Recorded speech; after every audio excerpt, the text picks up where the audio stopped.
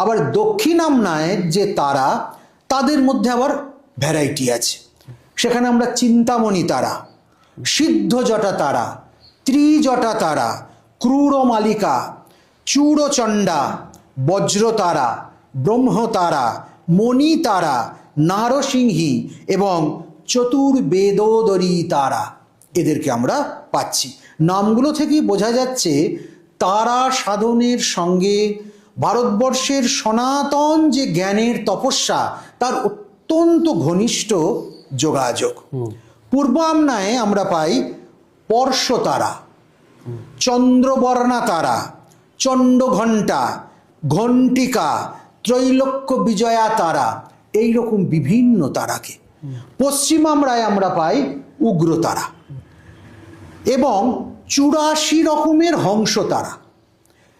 তারা সকলেই হংস তারা, কিন্তু তার মধ্যে 84টি ভেদ করা আছে, একদম সূক্ষ্মাতি সূক্ষ্ম ভেদ।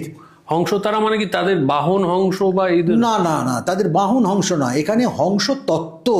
আচ্ছা, ঠাকুর বলছেন যে হংস কিরকম, দুধ আর জল মিশিয়ে দিলে সে দুধটুকু পান করে জলটা ফেলে দেয়, ঠিক সাধককে ওই রকম হতে হয়। সংসারের এই জ্বালা যন্ত্রণাময় অসারত্বের মধ্যে থেকে সার বস্তুটা গ্রহণ করে নিতে হয়, অসারকে ত্যাগ করতে হয়। যখনই সে সার গ্রহণ করে নিচ্ছে, অসারকে ত্যাগ করতে শিখে যাচ্ছে। সংসার কি? বাঁচবার একটা শৈলী। সংসারে কি করে বাঁচতে হয়, কি করে যাপন করতে হয়, এই শৈলীটা আমাদের অধিগম্য করে নিতে হয়। যে সাধনের মধ্যে দিয়ে সাধক এই বাঁচার শৈলীকে অধিগম্য করে, সেই শৈলীটি হচ্ছে তারা সাধন।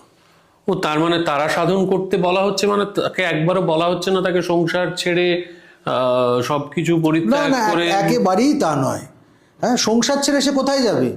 সে স্বামী পুত্র স্ত্রী কন্যার সংসার ছেড়ে আরো বৃহত্তর কোনো সংসারে চলে যাবে। সেটা রাজনীতির হতে পারে, ধর্মনীতির হতে পারে, অর্থনীতির হতে পারে, বিভিন্ন সংসারে আরো বৃহত্তর সংসারে যাবে। আসল কথা তো বাসনা ত্যাগ করা। হ্যাঁ, আমি মায়ের রূপ বর্ণনার মধ্যে যখন আমরা ঢুকে পড়ব, তখন বুঝতে পারবো যে তারা তত্ত্ব কিভাবে আমাদের জীবনের সঙ্গে উন্নীত হয়ে রয়েছে। আর একটি আছে ঊর্ধ্ব আমনায়। এই 4টি আমনায়ের উপর একটা পরামনায় বা ঊর্ধ্বামনায় আছে। সেখানে আমরা পাচ্ছি মহগ্রা তারা, মহানীলা তারা এবং সম্ভব তারা। এইভাবে তারার অনেক রূপ রূপান্তর আমরা দেখতে পাই। যেখানে চীন সুন্দরী তারা বলে এক তারা আছে, মহানীল সরস্বতী বলে এক তারা আছেন, মহানীলা সুন্দর